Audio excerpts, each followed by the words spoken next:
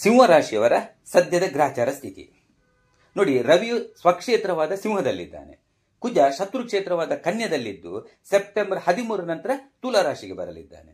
ಬುಧ August 30 ನಂತರ ಮಿತ್ರ ಕ್ಷೇತ್ರವಾದ ಸಿಂಹಕ್ಕೆ ಬರಲಿದ್ದಾನೆ.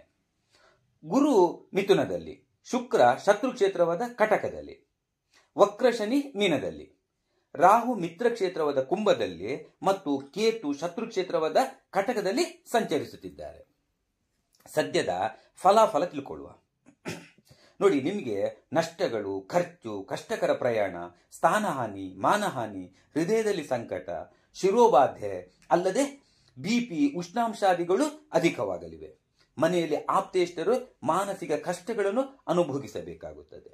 ಹೆಂಡತಿ ಮಕ್ಕಳಿಗೆ ಅನಾರೋಗ್ಯ, ವೈಭವ ಕ್ಷೀಣಿಸುತ್ತದೆ, ಕ್ರೋಧ ಹೆಚ್ಚಾಗಲಿದೆ, ಮನಸ್ಸಿಗೆ ಖೇದ ಉಂಟಾಗಲಿದೆ, ಜನರಿಂದ ಮೋಸವಾಗಲಿದೆ, ಸ್ಥಳಾಂತರ ಪ್ರಸಂಗಗಳು ಬರಲಿವೆ.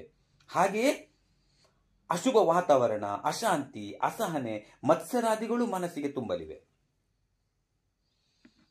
ನೋಡಿ, ಸಿಂಹರಾಶಿಯವರಿಗೆ ನಾನಾ ತರಹದ ಶತ್ರುಪೀಡೆ, ರಾಜಭಯ, ಕಲಹ, ಪಿತ್ತ ಪ್ರಕೋಪ, ಬೆಂಕಿಯ ಅವಘಡ, ಅವಿಚಾರಿ ಕೃತ್ಯಗಳೆಡೆಗೆ ಮನಸ್ಸು ಹರಿಯುವಿಕೆ, ಸಿಡಿದು ನಿಲ್ಲುವಿಕೆ, ಮಾತಿನಿಂದ ಕಲಹ ಮತ್ತು ಕಳ್ಳರುಗಳಿಂದಲೂ ನಷ್ಟವಾಗಲಿದೆ. ಎಷ್ಟೇ ದಕ್ಷತೆಯಿಂದಿದ್ದರೂ ಎಲ್ಲಾ ಬಾತುಗಳಲ್ಲಿಯೂ ನಷ್ಟ. ಹಣಕಾಸಿನ ಪರಿಸ್ಥಿತಿ ತೀರ ಹದಗೆಡುತ್ತದೆ. ದುಷ್ಟರಿಂದ ಧನಹಾನಿ, ಬಂಧನ, ಅಹಿತಕರ ವಚನಗಳನ್ನು ಕೇಳುವಂಥದ್ದು ಅಲ್ಲದೆ ಚಿಂತೆ ಮೇಲೆ ಚಿಂತೆ ಬಂದು ಮನಸ್ಸಿನ ಸ್ವಸ್ಥತೆಯೇ ಹಾರಿ ಹೋಗುತ್ತದೆ. ಸದಾ ಮನಸ್ಸು ವ್ಯಗ್ರವಾಗಿ ಇರುತ್ತದೆ. ನಿಮಗೆ ನ್ಯಾಯಾಲಯದ ಕಾರ್ಯದಲ್ಲಿ ಅಪಯಶಸ್ಸು ಮತ್ತು ಹಾನಿ, ಹಾಗೆಯೇ ಜೀವಕ್ಕೆ ಅಪಾಯಗಳು ಬರಲಿವೆ. ಅಷ್ಟಮದ ಶನಿಯು ನಿಮಗೆ ಒಂದು ಕೈಯಲ್ಲಿ ಕೊಟ್ಟು ಇನ್ನೊಂದು ಕೈಯಿಂದ ಪೆಟ್ಟು ಕೊಡ್ತಾನೆ. ಅಕಲ್ಪಿತ ವಿಘ್ನಗಳು ಉಪಸ್ಥಿತವಾಗಿ ಮಾನಕ್ಕೆ ಧಕ್ಕೆ ತಗಲುತ್ತದೆ. ಹೀನ ಸ್ಥಿತಿಗೆ ಇಳಿಯುವಂತಹ ಸಂಭವಗಳು ಬರುತ್ತದೆ.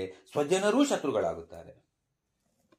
ನೋಡಿ, ಸಿಂಹರಾಶಿಯವರಿಗೆ ದುಃಖಕರ ಘಟನೆಗಳನ್ನು ಶನಿ ಮೇಲಿಂದ ಮೇಲೆ ಕೊಡ್ತಾನೆ.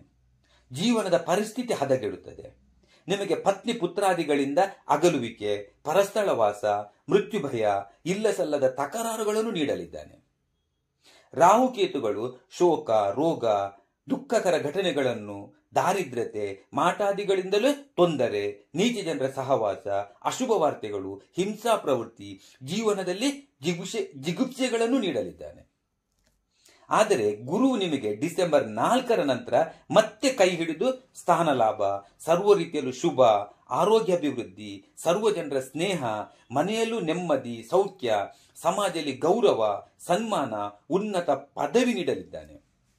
ದೂರದಿಂದಲೂ ಬಂಧು ಮಿತ್ರರ ಆಗಮನವಾಗಲಿದೆ. ಅನೇಕ ವಿರೋಧಿಗಳು ಹಿತೈಷಿಗಳಾಗಲಿದ್ದಾರೆ. ಪೂಜಾದಿ ಕಾರ್ಯಗಳು ನಡೆಯಲಿವೆ ಮತ್ತು ನಿಮ್ಮ ಇಷ್ಟಾರ್ಥಗಳು ಸಿದ್ಧಿಸಲಿವೆ. ದಶಾಕಾಲಕ್ಕನುಗುಣವಾಗಿ ಫಲಾಫಲಗಳಲ್ಲಿ ಸ್ವಲ್ಪ ವ್ಯತ್ಯಾಸವಾಗ್ತದೆ. ಹೆಚ್ಚಿನ ಮಾಹಿತಿಗಾಗಿ ಮೇಲಿನ ನಂಬರಿಗೆ ಕಾಲ್ ಮಾಡಿ. ಶ್ರೀ ಕಾಳಿಕಾಂಬಾಯೇ ನಮಃ.